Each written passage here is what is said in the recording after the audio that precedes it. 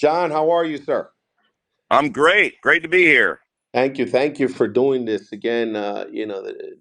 We're tomorrow. A couple of days will be in a new year, and it's really it's something out of a WWE script between Luigi Mangione and Daniel Penny, and it's bizarre. Woman getting set on fire.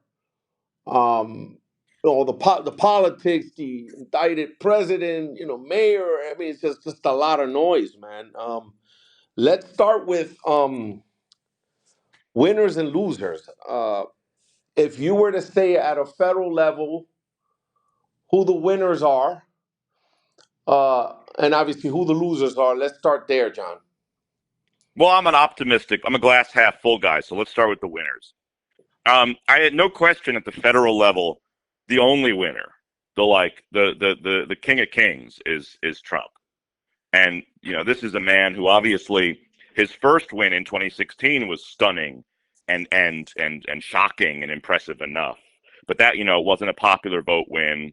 Hillary never went to Wisconsin. People thought maybe this was a fluke. Then he's turned out of office in 2020. And then he was really sort of left for dead. And then the indictments come, and he has this incredible resurrection, which he rides all the way to the White House again, and with a popular vote victory and a real mandate now. So, it's one thing to win two terms, but Trump is really more of like an era type president. Yeah, Like there's an yeah, era that he has yeah. defined. And even when he is no longer president, it's like Reagan's totally been supplanted, and he has reinvented the Republican Party totally in his image. And the secret has been success. The American people gave him a mandate, and he has vanquished all of his enemies. All of his indictments have been dropped, and you're seeing Democrats actually starting to move closer towards a lot of his positions on various issues. You saw AOC took the pronouns out of her Twitter bio, for example, and Oh, things of that interesting. nature. Oh yeah, you can Google that. Yeah, Um, John. so John, uh, let me say something. Unquestionable. Let me say Yeah, something because this conversation is you. This is what this is, a conversation. You and I just chewing the fat, shooting the breeze. What do you? yeah, Okay, I remember. I know, geez, I'm old. I'm dating myself. I remember Reagan winning 49 out of 50 states, which in today's day and age would be, I think, arguably next to impossible. The only state Walter Mondale won was Minnesota, his home state. yeah. Reagan was a president of SAG and then turned around and fired the air traffic controllers. Yet we had the Reagan Democrats, which were largely blue collar union workers. Reagan was the original. This is not a word. I'm making a word up now. He was uncancelable, right? And Trump seems to have that mantle, right? Someone who, in this cancel culture, is Teflon. Remember John Gotti, the Teflon Don? What is Yeah, it? What is it, absolutely. John? What is it? What is it? Why is the guy, no matter what, how many, $1 billion spent, can't, hit pieces, Yep. ads, Hillary, people forget, outraised and outspent them, and he still won. You know, I think there's something about Trump where he just leans in and he doesn't allow himself to be shamed by or to be embarrassed by what would get under the skin of another politician. And I remember many moments in his career where people would say, you've got to drop out of the race. You've got to drop out of the race. After Access Hollywood, everyone said, you've got to drop out of the race. And he just kept going. And there is something to be said about refusing to allow other people to define you and set your narratives. And you can only be canceled with your consent. And he refused to be canceled. He refused to accept that any of his transgressions were cancelable offenses. And the fact of the matter is, what we discovered was that the American people are far more tolerant and forgiving and like into that kind of approach than the media class that sets these narratives. John, losers now. Whoa, whoa! Oh, loser. National. I mean, you want like federal loser? Federal, I federal, don't. federal. I want to try to give you a better answer than Biden and Kamala because it's kind of like, It's your show. It's your show. but I mean, look, they really are. I would say the whole Democratic Party. I don't want to put the blame entirely on any one person. It was Biden, frankly, was too old when he first ran. And he wasn't like, if he really had been committed to being a one-term president, fine. But the fact is, he never was committed to being a one-term president. He talked about being a transitionary president, but that was all baloney. No one ever runs to be a one-term president. So I think that clearly what we've now learned was there was a very organized deception among his top advisors from the beginning to manage him and to keep the public from knowing the extent of his decline. This spectacularly came apart in the first debate. Then they had like a shotgun wedding to Kamala Harris, and they shoved him off stage. Obama, Pelosi, Abigail Disney came in like thieves in the night and installed her, and she was someone who really didn't have any kind of national following or constituency, and everyone kind of knew, you take that wrong turn down a road and you're like, uh-oh, where's this going? But they all just, it was like, it's too late, keep going. And then the rest is history. So I think that they've not just lost the presidential election. I really think they need to fundamentally reorient who they are and what they stand for in major issues like immigration. Democrats used to be the tough on the border party. They didn't want mobs of illegal immigrants coming in here. It was Republicans that wanted lots and lots of illegal immigrants because they, the big business interests like the cheap labor. So, Democrats have to, I think, get back to their roots a little bit. And now you have with Trump an area where immigration can become a bipartisan issue, because if Democrats go back to their original positions on immigration, they'd be in line with Trump today. So right now they're the big losers. And I wish I had a better answer federally, but there isn't any other answer. Where do you rank Hakeem Jeffries in this? Well, I mean, look, Hakeem is like, he's kind of a mix, isn't he? He's a winner in that he clearly, I don't even know. I mean, Hakeem is more loser than winner because, look, he's obviously the leader of the Democratic Party in the House. So he got that. And that, there were other people that wanted that job, but Nancy Pelosi is still like hovering over him. I guess she had hip surgery recently, so maybe she'll finally retire soon. But she's never really stopped being speaker. She's Speaker Emerita now, whatever that. She's basically running the show behind the scenes. She's choosing who the party's going to have to be president, not Hakeem Jeffries. And his party didn't take back the House. If Hakeem had taken the House and he was speaker now, I might have said to you, okay, Hakeem. But they didn't.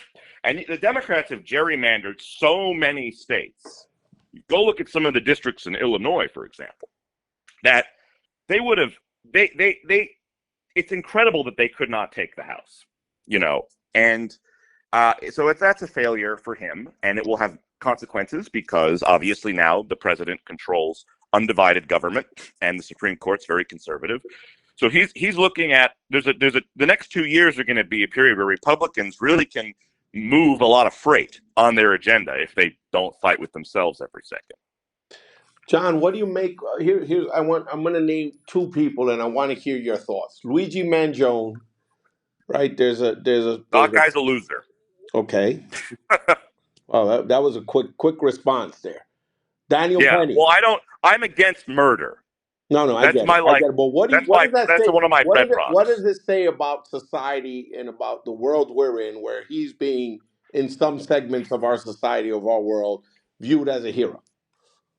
Look, I think a lot of it is actually just trolling. I don't know if you're familiar with that word. Just people online, just riling up people.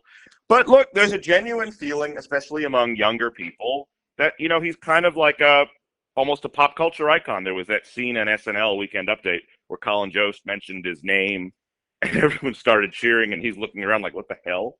I think that there is real dissatisfaction in the healthcare system in this country, and that is being taken by a certain and I don't want to minimize people's dissatisfaction and people's experiences, because everyone has terrible healthcare stories. I have terrible healthcare stories. We all know people who've had horrific healthcare stories, but you know, so I think some people see him as a form of vigilante, and they're celebrating him because of that. But obviously, you can't just murder someone because you don't like their job, even if you find their job very distasteful, because that obviously opens the door to just, well, I don't like my boss. I don't like the guy at the deli counter. Where does it end? And no, if you don't, I mean, there are major problems in our healthcare system, but I promise you, if we all start just shooting, healthcare executives, healthcare costs will go up a lot, and it will not solve any of those problems. Yeah, Because it really isn't his fault. He's a piece of a much larger machine that is yeah. broken. So I mean, I understand, that some people claim there's some symbolic value to targeting him, but really he's just an innocent guy, and the system, you can't, like, people are frustrated, and I think that they might view it, attacking him. It's all a mess anyway. Luigi's a Thoughts loser. on Daniel Penny? Daniel Penny is a winner, and I don't want to conflate the two of them. Like, they're not Daniel Penny's not a vigilante. Like Luigi Mangione waited in the dark for this man to pass by and shot him, allegedly. I want to clarify, allegedly, and because there hasn't been a trial yet. But that's just allegedly a premeditated murder. I mean, we all saw that video. Whoever shot him, it's premeditated murder. Daniel Penny was just an ordinary guy on the subway, and acted in self-defense in response to a violent, crazy individual who was threatening to physically attack people. He was trained by the U.S. military to respond in this way in response to threats. He did what you or I probably wouldn't do, because we're not similarly trained. I mean, I don't know your background, but I'm not similarly trained to do that. When I see someone like Jordan Neely, I mostly just look at the floor, or my primary thing is don't make eye contact. So, Yeah. and in response to his heroic act, he was wrongly prosecuted by our district attorney, Alvin Bragg, another loser who we could discuss. And thankfully, the jury saw fit to. I mean, they didn't quite, like, it was a hung jury on the first count, and the second count was a not guilty. But in practical effect, he will walk. But I mean, who would want to go through that? Even though Penny will escape jail time, he's going to face a civil suit from the family, and there'll be, attorneys sniping at him for the rest of his life, probably. But So John, I don't. what do you make of people that say this is more of a problem around our broken mental health system, Yeah, it is. Sure. as opposed to We have a saying that? terrible, broken mental health system. I would urge you to call up Bill de Blasio's ex-wife, the Miss Shirlene McCrae, and who had her Thrive program, for which we spent $1 billion, and nobody knows where that money is. And is it too late to add her as a loser? Because we spent a lot of money on the mental health crisis through Thrive. Remember Thrive? And it seems to have gone totally down the toilet. And I understand we have an unaddressed mental health crisis in New York City, but day to day, if I'm on the subway and there's a crazy person, I hope someone like Daniel Penny is on that subway with me, and that in the immediate term, that's what's real. Hmm. Let's move on to the state. Oh, wait, one more thing on the visa thing, which you wrote a piece on Huh. Elon Musk, talking about work visas for folks that can, engineers and high skilled labor, and the sort of internal fight that ensued between Ann Coulter and Steve Hmm. Bannon and Elon Musk, and it seems like Elon Musk won. It seems like the president sort of switched positions. What do you think that's about? Do you think on the Well, scale? Do you think that on the scale of who's got more influence or who could sort of damage? Because look, Donald Trump is as calculating as they come, right? You think that's yeah. attributed to the fact that Donald Trump just thinks that Elon Musk is of more value to him and could basically give him a hard time if need be? No, I mean, I think Trump was very much against H-1B visas early in his career. Like in 2016, during that campaign, he spoke about them as a problem. But he's become much more favorable toward them as his presidency and career went on. And I think certainly in this campaign, he's talked about wanting to attract high-skilled immigration to the United States. He said things like, I want a green card to come with every, diploma at a major university. Because he would say, why are we spending this money to educate these foreigners, and then when it's over, we send them back to their country to go build a business? They should be building it here. And I think that on a much more practical level, he understands that America, to be competitive in the world, does need to attract top talent. There's no question about it. Elon Musk is an H-1B guy. He's from South Africa. The Google guys, they're from Russia. Like, I'm glad Google is in America, not in Russia. I'm glad SpaceX is in America, not in South Africa. We need to make sure that the cream of the rest of these countries wants to continue coming to the United States and not China. So I think Trump understands that. Let's move over to the state now. New York State. Winner, who's the biggest winner? Biggest winner, New York State. Call me crazy, but I'm going to give you Richie Torres. I'm going to give you Richie Torres because, Richie Torres is, and I say that partly because I'm also speaking about future value and future potential. I think Richie Torres, when he started out, a lot of people underestimated him. And a lot of people viewed him as sort of like another squad member, a person that's going to just go along with whatever AOC says. And he hasn't been. He has really defined his voice in a very profound way. He is not afraid to be an independent thinker. He is still a rock solid progressive, but he has very, very common sense ideas. And stuff that wouldn't have been, antithetical to progressive views even 10 or 15 years ago, but now suddenly are. But, he understands things like Israel. He understands things like the border. He understands things like charter schools, where, these are issues where they conflict with progressive orthodoxies, and he's willing to cut against the grain. I think that, obviously, Kathy Hochul is very, very weak right now. She is not someone who was ever meant to be governor. Lieutenant governor is famously not a job you take if you want to be governor. And she's never really had a strong constituency. And Richie is positioning himself, I think, clearly to take a shot to challenge her in her primary in 2026.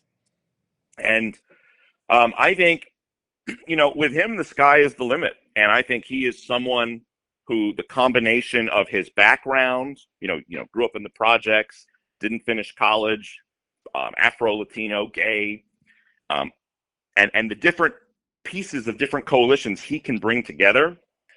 He has an enormous, enormous runway for whatever he wants to do in public life. So he's been a winner for me, for definitely for this year. Who's the biggest loser?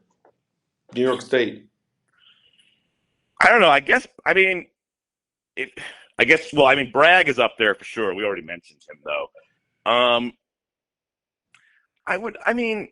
think probably Kathy Hochul. I think that she's never been weaker in her position. I think that she didn't really.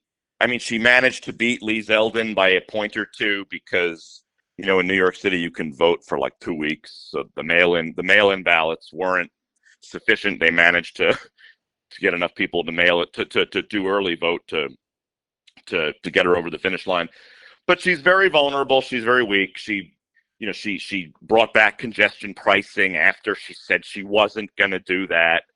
And now there's like a surcharge that she's putting on hold, but no one believes she's going to keep it on hold.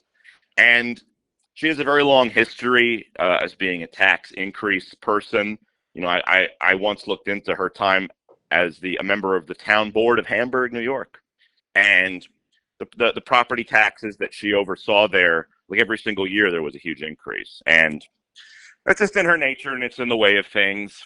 And I just, there's very little inspiring leadership coming out of Albany right now. It just feels to me like a lot of going through the motions.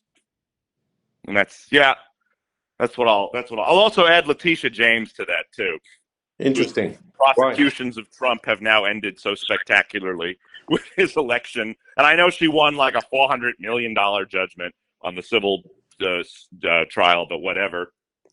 Clearly, he's president of the United States now. And, it wouldn't shock me if the federal government started to take a look into some excesses that may or may not have happened. Oh, interesting. So you think now President Trump is going to weaponize the DOJ like he says I it's don't been want to say weaponized against weaponize the him? DOJ. I So didn't I'm say just saying weaponize the that's the DOJ. term that's being used these days. I think the DOJ is already weaponized. I kept hearing forever. Remember lock her up? Lock her up. We're going to lock Hillary up. Is that why Hillary's in a jail cell now? No. He talked about that, but he never did that. I kept hearing weaponize the DOJ from Biden and from Garland and all these people, while they simultaneously were trying to shove their political opponent in prison. The candidate of a major party running for president, and they're actively trying to shove him in prison to prevent the American people from being able to vote and render the judgment that they rendered last month. So the Justice Department's already weaponized. So look, I hope Trump unweaponizes it, and I'm sure, and I hope he does. What does this all mean for former Governor Cuomo? Richie Torres' star is rising, Yeah, according to what you're saying, right? Taking a Cuomo, lot the of the jury's out out. of the oxygen. It looks like Mayor Adams is going to keep on. Right, He's going to keep on keeping on. right. I didn't mention Adams or Cuomo. No, I know, They're but I'm saying, what do you think of former Governor Cuomo, who's been mentioned as a potential mayoral candidate? well. Look, But the people are jury saying, is out. he really wants No, to be governor again.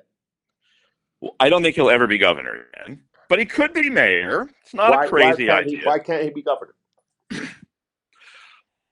I just, he could be governor. I retract that. He could be. I don't think he will be. I think from what I've read, he wants to go for mayor if he can get it. It's unusual, What governor has to to mayor. happen for him to run for mayor, in your opinion? Well, I mean, a lot of the prevailing wisdom was that Adams would resign and there would be a special election. That was a lot of the initial prevailing wisdom. And by the way, Ingrid Lewis Martin, Adams' right-hand person, just got indicted, and there may apparently be more indictments for Adams. I don't know. And so, right now it doesn't look like Adams is going anywhere, but if there are more indictments, maybe that will change. So there was it was widely assumed Cuomo would jump into a special election. But now that's a little bit, we don't know what's going to happen. I think if there's a normal Democratic primary, Cuomo probably would go for it. And he's got big name, 100% name ID, a lot of money in the campaign account. But he also has liabilities, which I would argue are the exact same liabilities which drove him from office in the first place. There's going to be about a dozen women who come forward with various allegations, and that's all going to get relitigated. And there'll be the coronavirus debacle when he shoved all the COVID patients into the nursing homes, which was the exact wrong thing to do. And it went through there like the plague.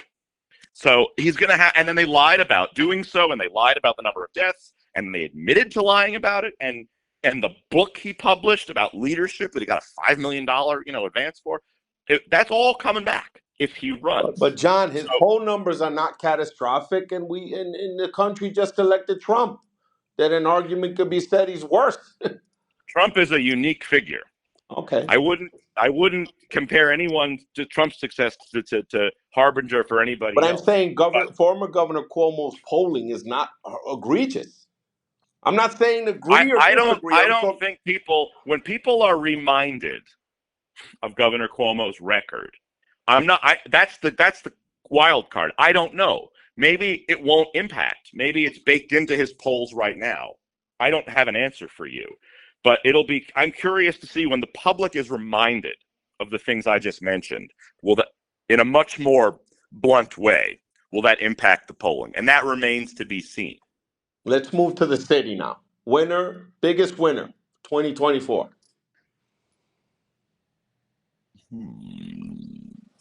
Biggest winner in the city in 2024. Well, I want to actually start with the loser because it's Bragg. The biggest loser is Bragg.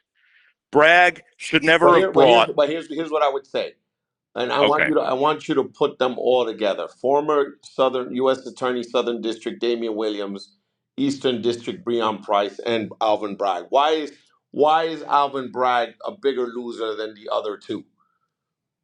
Oh well, there's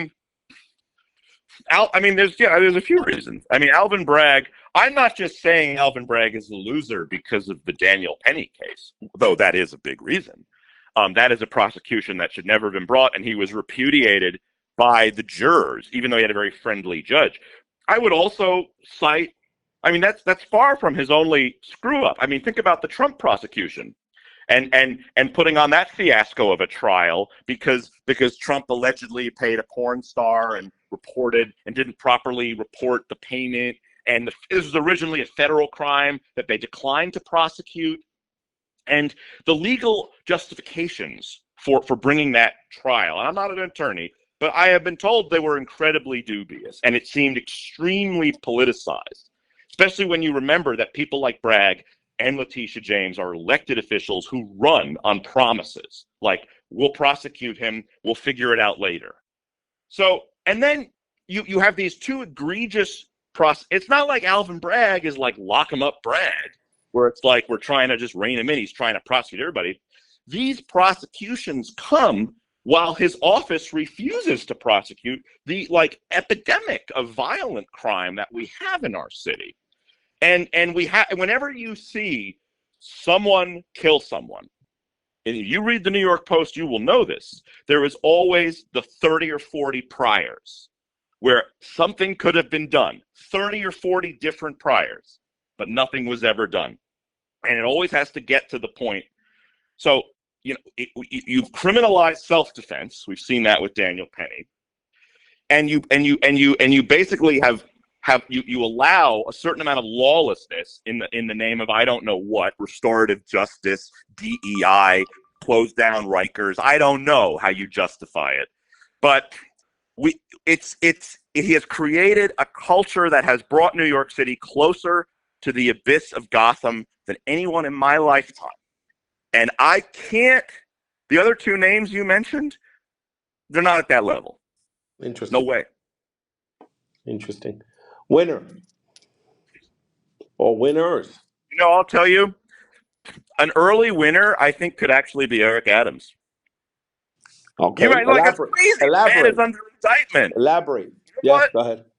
It's crazy, right? He's under indictment. First of all, he's allegedly being bribed by the Turks for 10 years or something like that, going back to Brooklyn Borough president. And all he ever gave them was he opened up a building 2 weeks earlier. If you read the indictment, it's like, if I'm bribing you for 10 years, I'm going to expect, and he got a couple of flight upgrades, I'm going to expect a little bit more than that. So that's pretty bad bribing on the part of the Turkish. But move aside, like Trump was just put into office. Trump's publicly talking about pardoning Adams or pardoning, I believe he said, and making all this go away. And I don't think that's outside of the realm of possibility. Adams stood up to Biden and talked about the effects of mass migration on New York City, and then was immediately indicted. And that's exactly what Trump said would happen. And I think you're going to see Adams. I don't think he'll like totally jump Republican Party, but he's going to become a much more interesting Democrat. And I think that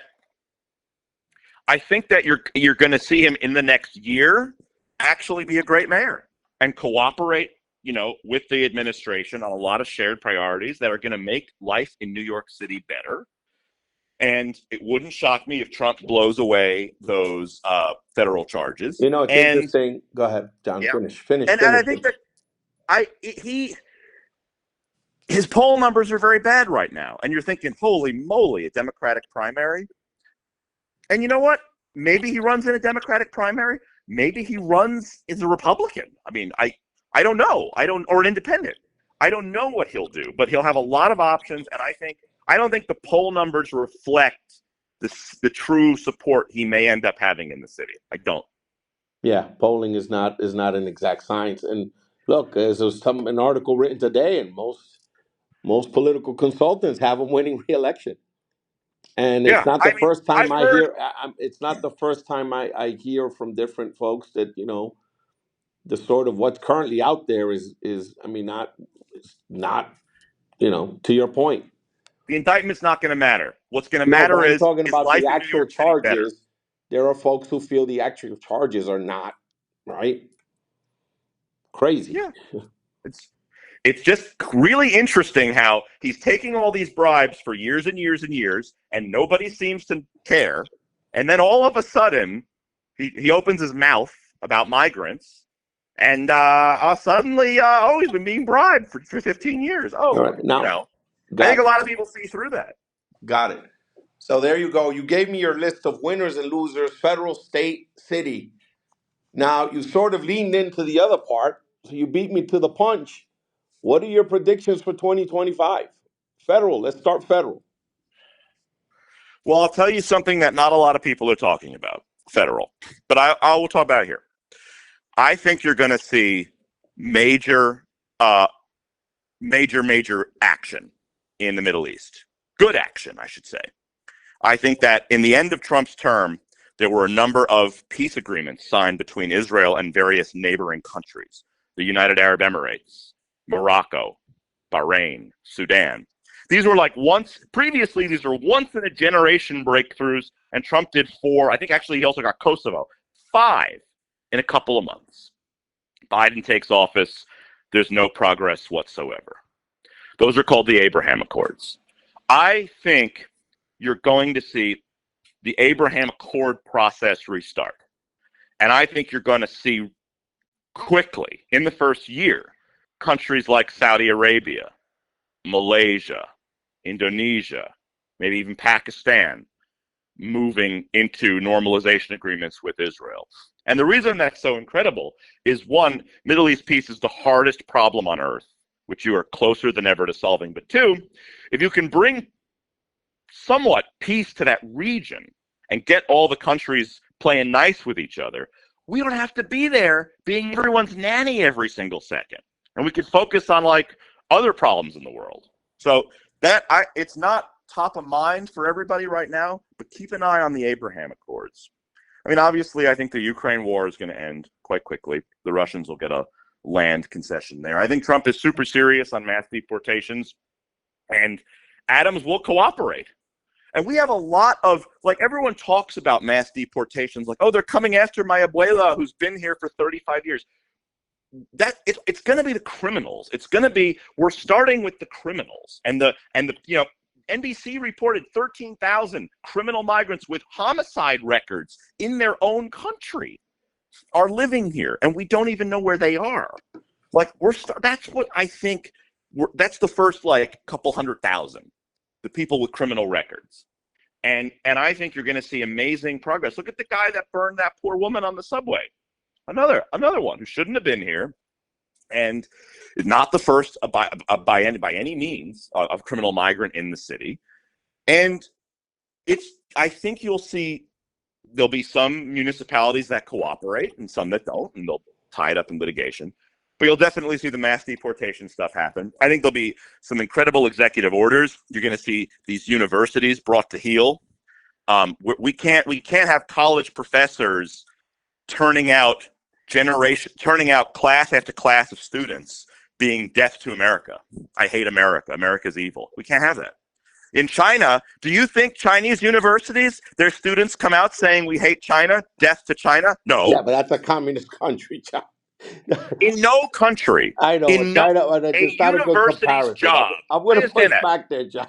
You can push back on that. In Communist. no country is a university is supposed to train the next generation of leaders in that country.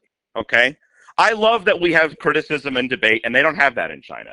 But you cannot put out class after class that loathes us and hates our values and hates what we stand for, especially when they receive federal money. I'm sorry.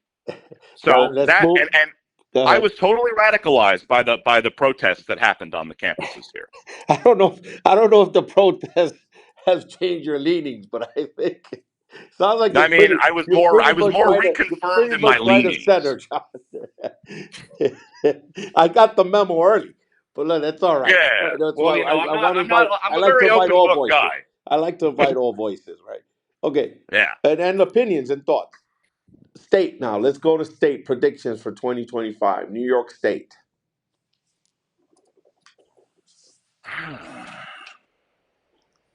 What is going to happen? Well, I think we're going to lose people. And by lose people, I mean people are going to leave. Population. I don't, yeah, Yeah, but I don't, that's already that. Come on, that's not a good one.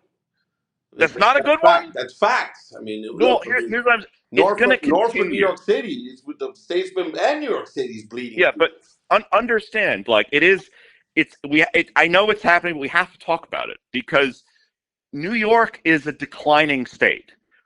We lost a member of Congress in the last census, and we really should have lost two. Cuomo managed to do some magic and it kept it to one. But in the next census coming up in 2030, it's going to be a blowout. It's going to be a wipeout. It's too expensive to live here. Your money goes nowhere.